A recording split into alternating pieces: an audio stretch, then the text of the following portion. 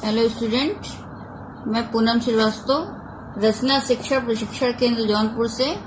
आज मैं DEd SCID 4 semester को पेपर नंबर 12 टीचिंग मेथडोलॉजी पढ़ाने जा रही हूँ। उसका यूनिट 5 है टीचिंग मेथडोलॉजी का, teaching of regional language. Unit 5 का मैं 5.2 आज क्लियर आउट करूंगी। 5.2 है ऑब्जेक्टिव ऑफ टीचिंग हिंदी या रीजनल लैंग्वेज, हिंदी शिक्षण या क्षेत्रीय भाषा का उद्देश्य। आज हम लोग हिंदी शिक्षण के उद्देश्य पर चर्चा करेंगे। भाषा अर्जन की प्रक्रिया एक स्वाभाविक, सहज और अनौपचारिक प्रक्रिया है। हिंदी शिक्षण में हम भाषा का इंट्रोडक्शन में देना चाहते हैं थोड़ा सा। तो भाषा अर्जन की प्रक्रिया एक स्वाभाविक, सहज और अनौपचारिक प्रक्रिया है जो कक्षा में भाषा के अधिगम से भिन्न है। इसका तात्पर्य है कि बच्चा अपने परिवेश से श्रवण और अनुकरण की प्रक्रिया द्वारा अपने आप भाषा सीखता है।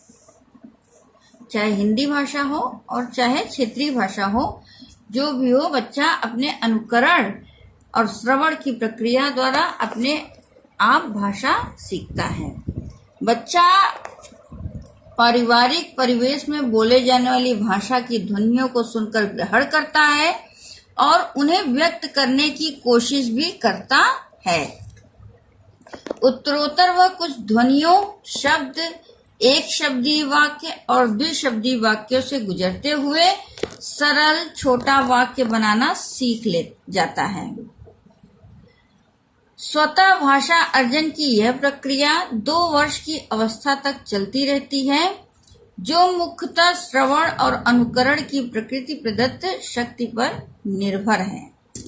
स्वतः भाषा अर्जन की यह प्रक्रिया बच्चे में 2 वर्ष की अवस्था तक चलती रहती है और जो मुख्यतः श्रवण और अनुकरण की प्रकृति प्रदत्त शक्ति पर निर्भर है। क्रमशः धीरे धीरे विधिवत औपचारिक भाषा शिक्षण अधिगम प्रक्रिया के माध्यम से होने लगता है। विधिवत औपचारिक भाषा शिक्षण अधिगम प्रक्रिया के माध्यम से होने लगता है, मतलब धीरे धीरे बच्चा जो औपचारिक भाषा है उसको सीखने लगता है। भाषा अर्जन के दोनों पक्ष, पहला स्वतः भाषा अर्जन और दूसरा औपचारिक शिक्षण द्वारा भाषा अधिगम प्रक्रिया अपने आप में महत्वपूर्ण है। हिंदी भाषा के अर्जन के जो दोनों पक्ष हैं, चाहे स्वतः भाषा अर्जन हो और औपचारिक शिक्षण, ये दोनों भाषा अधिगम प्रक्रिया अपने आप में महत्वपूर्ण है। हिंदी शिक्षण का उद्देश्य, जिस भाषा का प्रयोग सर्वप्रथम बच्चा अपनी माँ से सीखता है और जिसके माध्यम से वह परिवार एवं समुदाय में अपने विचारों की अभिव्यक्ति करता है, वही बच्चे की मातृभाषा होती है। प्रत्येक समाज और कहीं कहीं पर परिवारों की भाषा में विभिन्नता पाई जाती है। इस दृष्टि से प्रत्येक परिवार, समाज तथा स्थान और क्षेत्र की भी अपनी अलग अलग मातृभाषा हो सकती है, पृथक मातृभाषा हो सकती है, किंतु इस विभिन्नता में भी एकता निहित होती है। हिंदी भाषा इसका एक अत्यंत स्पष्ट उदाहरण है। हिंदी भारत में एक विशाल भूखंड की भाषा मानी जाती है, जिसमें उत्तर प्रदेश, मध्य प्रदेश, बिहार, राजस्थान, हरियाणा, हिमाचल प्रदेश तथा दिल्ली सम्मिलित हैं। इन सभी क्षेत्रों की अपनी अपनी बोलियां हैं, जिनका प्रयोग उन क्षेत्रों के लोग अपनी आम बोलचाल में करते हैं, किंतु विद्यालय स्तर पर तथा परिनिष्ठित भाषा व्यवहार माध्यम के रूप में खड़ी बोली हिंदी का प्रयोग किया जाता है। मतलब इन सब क्षेत्रों में वहाँ की स्थानीय जो बोलियां हैं वो हिंदी के वो बोली जाती हैं, लेकिन जब अगर आम बोलचाल या विद्यालय आम बोलचाल में तो वहाँ की क्षेत्रीय भाषा का प्रयोग होता है, लेकिन जब विद्यालय स्तर पर होता है बात तो परिनिष्ठित भाषा व्यवहार माध्यम के रूप में खड़ी बोली हिंदी का प्रयोग किया जाता है। विद्यालय पाठ्यक्रम में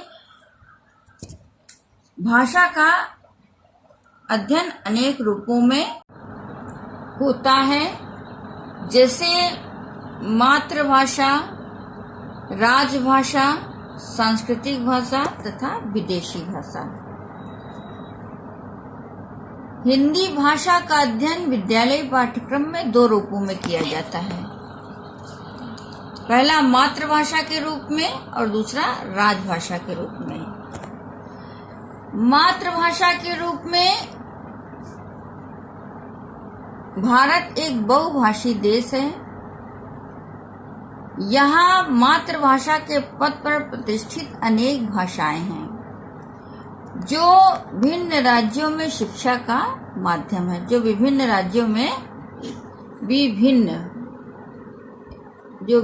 राज्यों में शिक्षा का माध्यम है।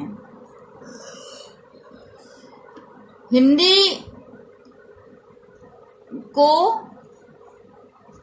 उत्तर प्रदेश, बिहार, हिमाचल प्रदेश, राजस्थान, मध्य प्रदेश, हरियाणा तथा दिल्ली में मातृभाषा के रूप में मान्यता प्राप्त है।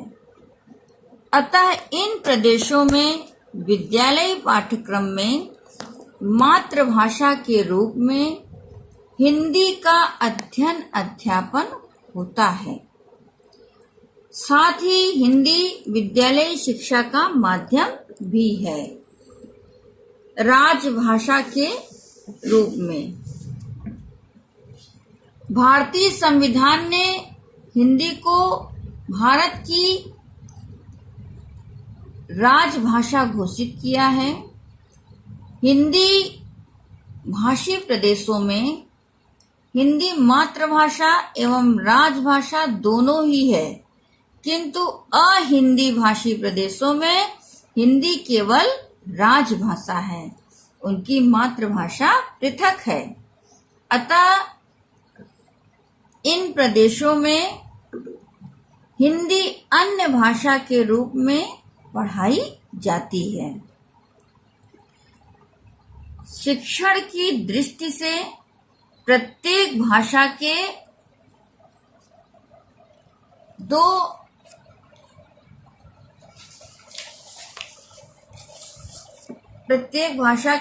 उद्देश्य होते हैं।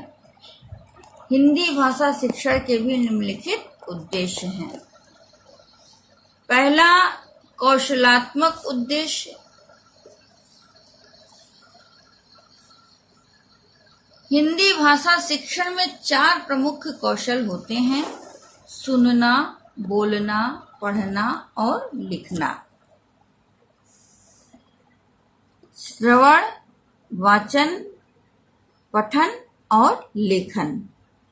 प्रथम 2 कौशल सुनकर समझना और बोलना बच्चा सहजता से अर्जित कर लेता है। अन्य 2 कौशलों को पढ़ना, लिखना बच्चा प्रयास, अभ्यास और चेष्टाओं द्वारा सीखता है। अन्य 2 कौशल जैसे पढ़ना और लिखना, इसमें बच्चे को प्रयास, अभ्यास और खुद की उसकी चेष्टा की जरूरत होती है, तभी वो सीख पाता है।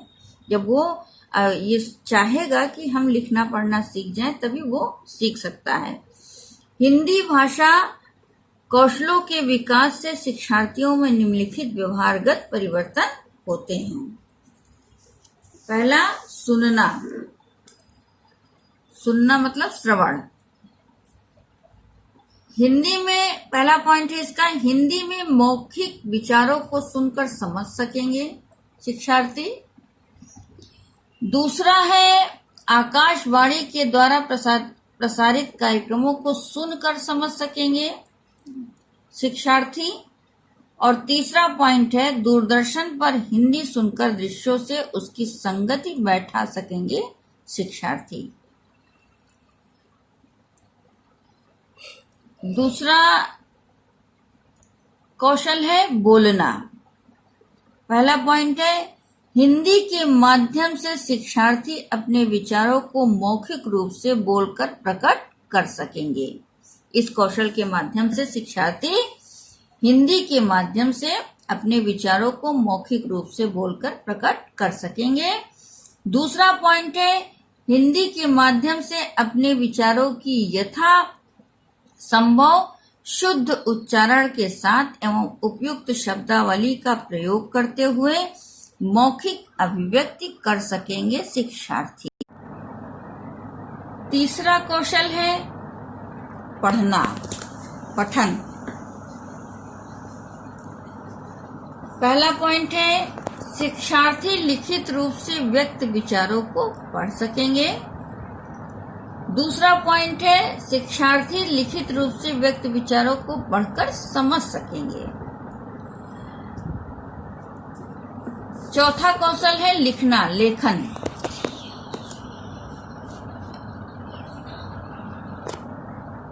पहला पॉइंट है हिंदी के माध्यम से अपने भावों एवं विचारों को लिखित रूप से व्यक्त कर सकेंगे शिक्षार्थी। दूसरा पॉइंट है पढ़े हुए अंशों को सारांश के रूप में लिख सकेंगे विद्यार्थी या शिक्षार्थी। दूसरा उद्देश्य है ज्ञानात्मक उद्देश्य। ज्ञानात्मक उद्देश्य के अंतर्गत निम्नलिखित उद्देश्य समाहित हैं। पहला पॉइंट है भाषिक तत्वों का ज्ञान। दूसरा पॉइंट है विविध साहित्यिक विधाओं का ज्ञान। तीसरा पॉइंट है विषय वस्तु का ज्ञान। चौथा पॉइंट है रचनाकार के विभिन्न रूपों का ज्ञान। पांचवा पॉइंट है हिंदी साहित्य के इतिहास की रूपरेखा का ज्ञान। छठा पॉइंट है हिंदी भाषा की शब्दावली का ज्ञान। सातवां पॉइंट है हिंदी भाषा के व्यवहारिक व्याकरण का ज्ञान। आठवां पॉइंट है हिंदी की वाक्य संरचना तथा अपनी मातृभाषा की वाक्य संरचना में अंतर का ज्ञान। हिंदी की वाक्य संरचना तथा अपनी मातृभाषा, चाहे बच्चा महाराष्ट्र में मराठी बोल रहा हो, बंगाल में बंगाली बोल रहा हो, पंजाब में पंजाबी बोल रहा हो, लेकिन हिंदी वाक्य की संरचना और अपनी मातृभाषा की वाक्य संरचना में उससे अंतर का ज्ञान भी ये ज्ञानात्मक उद्देश्य के अंतर्गत आता है। तीसरा है सौंदर्य बोधात्मक उद्देश्य। सौंदर्य बोधात्मक उद्देश्य के अंतर्गत सौंदर्य तत्वों का बोध एवं रसास्वादन समाहित है। पहला पॉइंट है साहित्यिक सौंदर्य तत्वों जैसे भाव सौंदर्य, विचार सौंदर्य, नाद सौंदर्य इत्यादि साहित्यिक सौंदर्य तत्वों का ज्ञान। दूसरा पॉइंट है कविता में निहित जीवन दर्शन का बोध।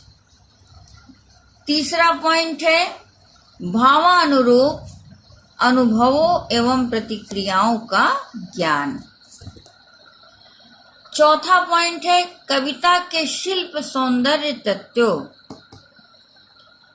जैसे चित्रात्मकता, प्रतीकात्मकता, बिंब विधान और विशिष्ट भाषा प्रयोगों के विशिष्ट भाषा प्रयोगों का विश्लेषण कर रसानुभूति का ज्ञान। पांचवा पॉइंट है हिंदी साहित्य के सुंदर स्थलों को पढ़कर आनंद की अनुभूति इत्यादि। ये सारे सौंदर्य बोधात्मक उद्देश्य के अंतर्गत आते हैं हिंदी साहित्य में। चौथा है रचनात्मक उद्देश्य। रचनात्मक प्रतिभा का विकास तथा रचना में मौलिकता लाने की योग्यता का विकास करना, जैसे निबंध, कहानी, पत्र, संवाद, कविता, एकांकी इत्यादि। ये सारी चीजें रचनात्मक प्रतिभा का विकास तथा रचना में मौलिकता इसके द्वारा आती है। रचनात्मक उद्देश्य की पूर्ति के लिए शिक्षार्थी को निम्नलिखित बिंदुओं पर ध्यान देना चाहिए। पहला, प्रसंगानुसार आवश्यक गति से लिखने का प्रयास। दूसरा, शब्दों की शुद्ध वर्तनी लिखने का ज्ञान। तीसरा, व्याकरण सम्मत एवं शुद्ध भाषा में वाक्य रचना का प्रयास। चौथा, अपने भावों, विचारों और अनुभूति को सरल भाषा में व्यक्त करने का प्रयास। पांचवा है सरल एवं बोधगम्य भाषा में रचना का प्रयास। छठा है विषय, प्रसंग एवं अवसर के अनुकूल अपने विचारों एवं भावों की अभिव्यक्ति के लिए उपयुक्त भाषा शैली के प्रयोग का ज्ञान। नेक्स्ट उद्देश्य है अभिरुच्यात्मक तथा अभिवृत्त्यात्मक उद्देश्य। हिंदी भाषा में रुचि रखने वाले शिक्षार्थी भाषा एवं साहित्य के ज्ञान का विकास करते हैं, क्योंकि साहित्य एवं भाषा के ज्ञान से शिक्षार्थी में नैतिक गुणों का विकास होता है। भाषा का शिक्षक शिक्षार्थी में अभिरुच्यात्मक तथा अभिवृत्त्यात्मक उद्देश्यों की पूर्ति के लिए सूक्तियों, उत्तम रचनाओं, साहित्यकारों के चित्रों के द्वारा भाषा की संस्कृति, साहित्य एवं सौंदर्य का विकास करने का प्रयास करता है। शिक्षार्थी में साहित्य के प्रति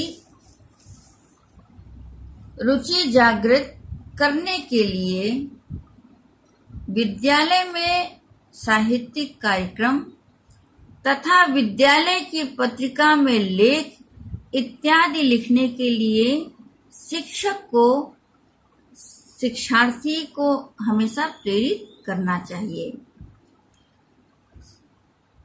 शिक्षार्थी में साहित्य के प्रति रुचि जागृत करने के लिए विद्यालय में साहित्यिक कार्यक्रम करवाए जाएं तथा विद्यालय की पत्रिका में लेख इत्यादि लिखने के लिए हमेशा शिक्षक को बच्चों को प्रेरित करते रहना चाहिए।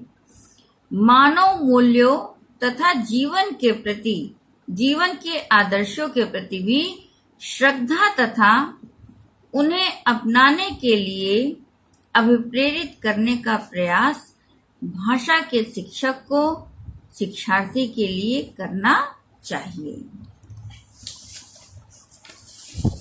नेक्स्ट, हिंदी शिक्षण के उद्देश्य पूर्ति में शिक्षक की भूमिका। शिक्षक राष्ट्र का निर्माता होता है। हिंदी भाषा का शिक्षक बच्चों में हिंदी भाषा के प्रति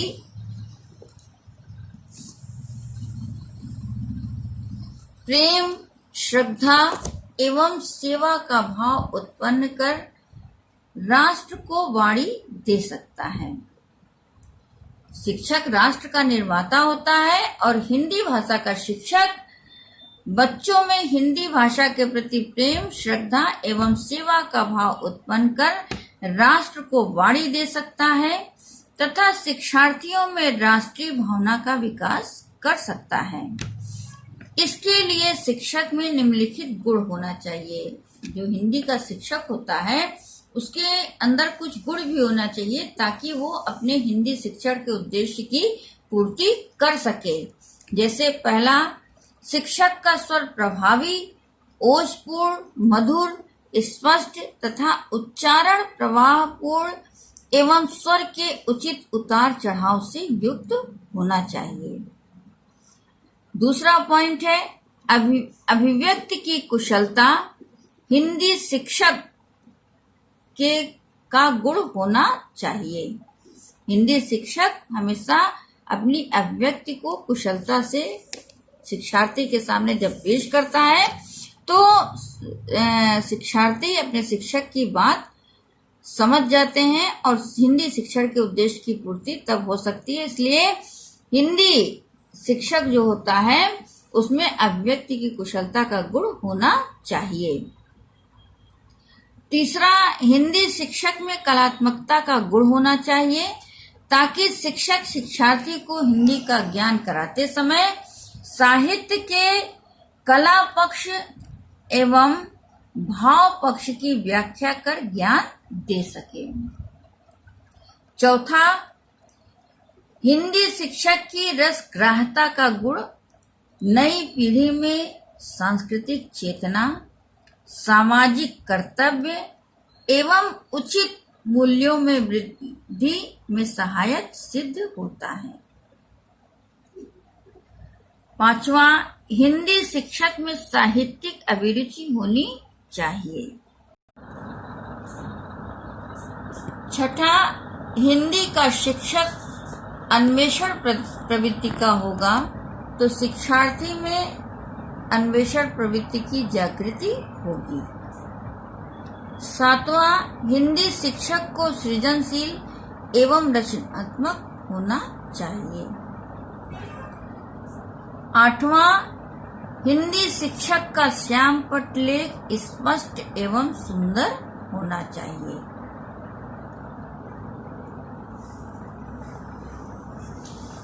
हिंदी भाषा के शिक्षक का मुख्य उद्देश्य शिक्षार्थी में हिंदी भाषा के प्रति रुचि तथा सम्मान की भावना का विकास करना होना चाहिए। शिक्षक को शिक्षार्थियों में राष्ट्रीय भावना का विकास करने वाला होना चाहिए।